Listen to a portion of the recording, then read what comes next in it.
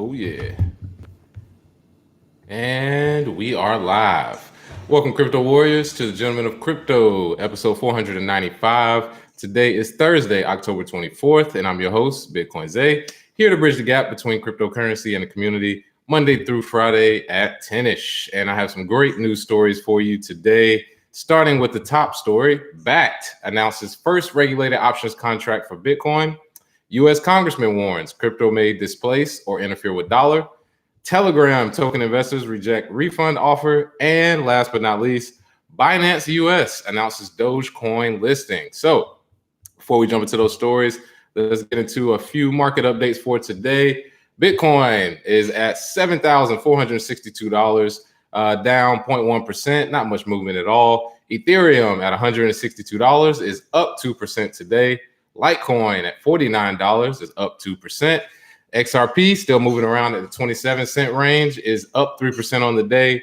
And finally, Bitcoin Cash is at $216, up 4% for today. So let's see who we have coming in today. Let's see, Madam Crypto, Alex Daly. Oh, yeah, Shannon Allen, of course, keep killing it. Will do. Dylan Darcherville, glad to have you in as well. Jizzy Mac, oh, yeah. Yeah, that back volume is slowly grinding higher every day. A lot of people are laughing at the volume now, but once it picks up, it's going to be really hard to stop after that. So shout out to everybody joining in on Facebook as well. And Dylan, like you said right here, the BK crypto meetup in the house. Yes, for those of you who are in New York, I'll go ahead and tell you now, I'll be in New York November 11th through the 15th. Have a radio show, a radio interview November 11th, book signing November 12th, and a meetup with the Black Blockchain Group of NYC November 13th. So those locations and times will be announced later, but those are scheduled. So November 11th through 15th, New York people, I will be in the building. So let's kick it off with our first story of the day. Breaking news, Bakkt. They have announced that their first regulated options contract for Bitcoin is now launched. According to the Bitcoin Futures Exchange, the Bakkt Bitcoin options contract includes capital efficiency, cash or physical settlement, European style options, low fees, as well as instant messaging and analytics. The Bakkt CEO actually stated, ICE Futures US has self-certified the contract with the CFTC, and we're excited to leverage and benchmark futures prices and institutional grade custody to meet the needs for a regulated options contract. Now, if you're like me, you understand that most of these options and then derivatives on top of derivatives, they're always for institutions to invest, but not actually Bitcoin. So if you do get involved with options trading, you can make a bet on the price of Bitcoin for the future. However, remember, you do not own Bitcoin. You own a piece of paper that says you own Bitcoin. They say they will physically settle it. So you have to put your trust in Bakkt. They will be charging $1.25 per option contract. And this actually starts in January 2020 after debuting the options with the fee waiver. So once they debut it in December, those fees will be waived. However, in the future, it will be $1.25 per contract. And this comes just a day after Bakkt hit an all-time high for 452 contracts. They are slowly grinding up. It is taking some time, but like I said before, once the flood of contracts starts coming in and traders, it'll be very hard for a lot of people to keep up with the price. So let's see who we have in the chat today. Allison Thompson, how you doing? Blockchain Shuja, good to see you as well. Glad to have you all here. And shout out to everybody joining in on Facebook as well. So let's jump to our next story of the day. Telegram, we've been following this story pretty close. Basically, we discussed earlier that Telegram got shut down by the SEC. They were told that, hey, you can't release these tokens. And if you don't release these tokens by October 31st per their contract, they will have to refund their investors. However, Telegram token investors reject the refund offer, and investors in the Telegram's blockchain project have opted to stick with the firm, despite the U.S. Securities and Exchange Commission, the SEC, trying to put an injunction against them. Both groups of investors in Telegram's $850 million funding rounds have now agreed to accept extensions. So it states here from one of the groups of investors, we are happy to share with you that we have successfully obtained the consent of a significant majority of investors in both the pre-sale and stage A to extend the deadline for the network launch to April 30th. So they basically said, hey, forget the October 31st hard stop. we'll extend it to April 30th for you all to get your shit together, basically. They still believe in the project. They still think they can make money off of it in the future. And I would argue that if there's almost $1 billion in investment, I'm pretty sure they know what they're doing. So I'm sure this is something that they are extending for their best interest. They do think this project is good. And the offer to accept the extension was sent to ton of investors after the October 11th injunction, which we discussed earlier. So under the terms of the agreement, majority of ICO investors will either agree to extend the token or receive 77% of their initial investment back. If I invested, I would rather extend it, see what happens. If you have billions of dollars to invest, you got time. So you can go ahead and just wait it out instead of just getting a 77%, which is actually taking it at a loss. I mean, you lose money at that point.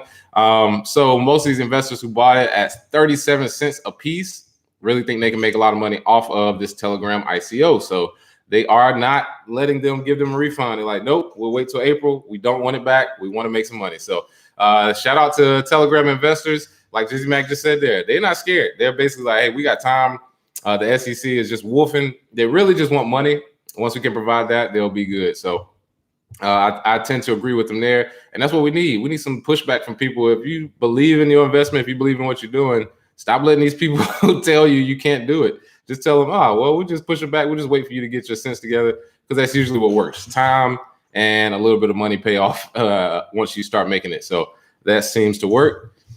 Moving on to our next story.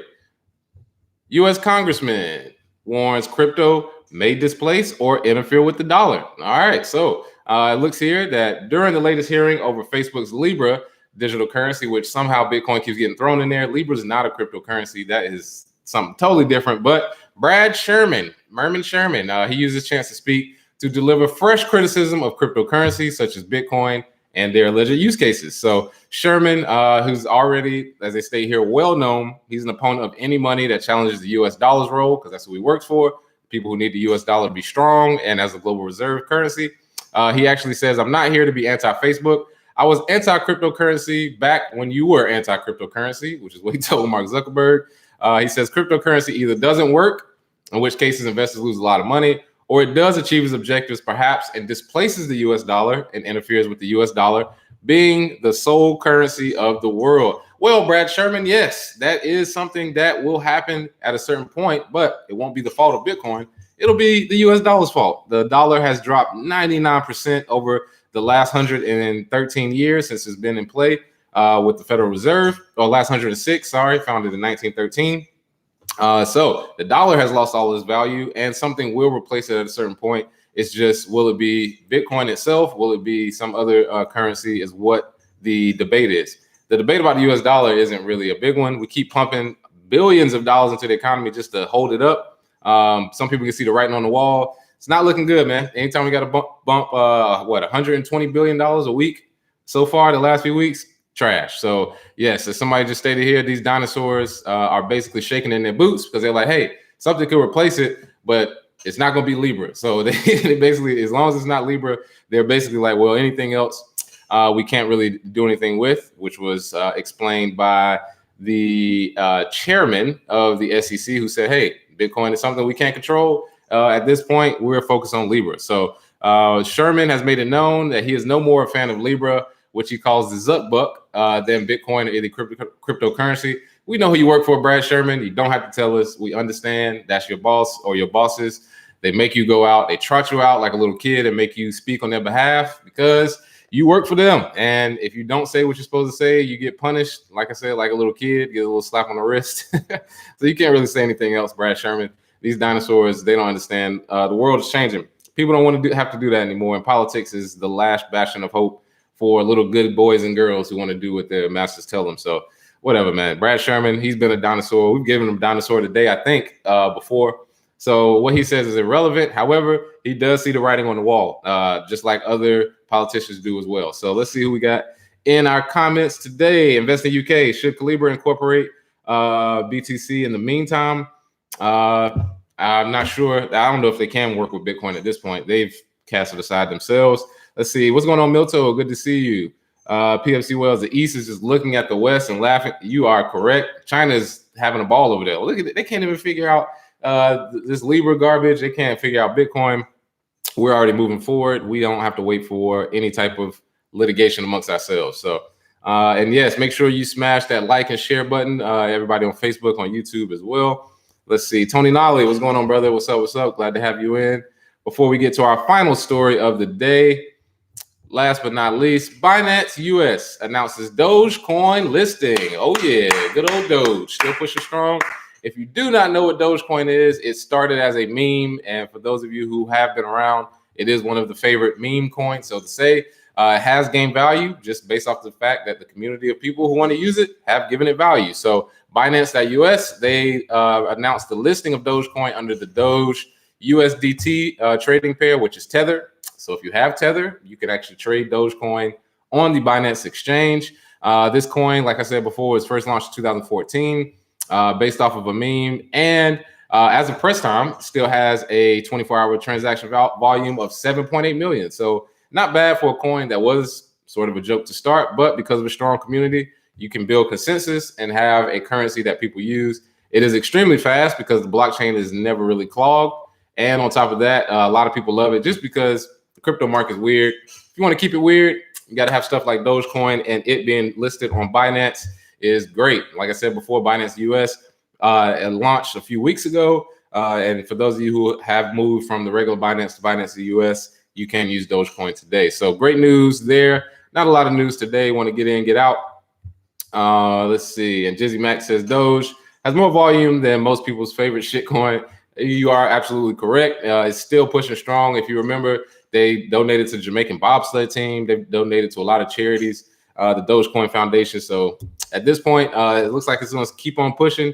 And it being on Binance is just further proof. So shout out to everybody who joined in on the show today. Make sure to listen to that podcast on iTunes, Spotify, Google Play Radio, and iHeartRadio as well. I want to thank you all. Make sure you get your copy of Bitcoin in Black America. The audiobook is coming soon, people. I promise it is coming.